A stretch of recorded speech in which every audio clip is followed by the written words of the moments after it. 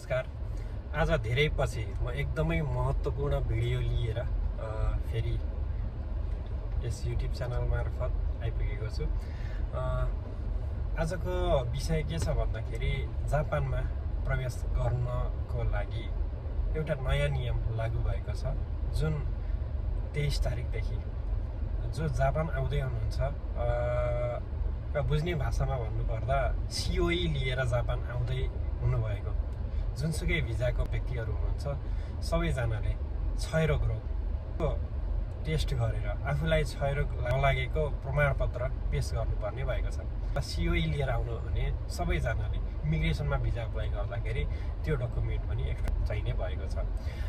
र नेपालको कुन कुन हस्पिटलमा जापानको लागि क्षयरोग चेक गर्नको लागि एफिलिएटेड छ भनेर पनि त्यो हस्पिटल तोकेको छ।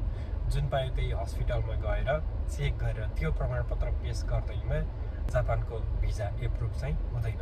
र जापानको इमिग्रेसनको साइटमै रहेको यी हस्पिटलहरू, मैले यही स्क्रिनमा राखिदिएको हस्पिटलहरू काठमाडौँ, पोखरा अनि दमकको हस्पिटल गरेर यी हस्पिटलहरूमा तपाईँहरूले चेक गरेर त्यहाँको प्रमाणपत्र पेश गर्नुपर्नेछ।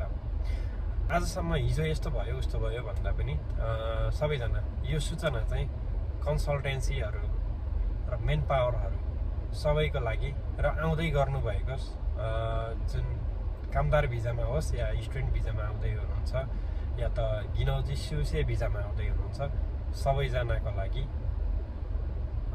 यो नियम चाहिँ लागू हुनेछ।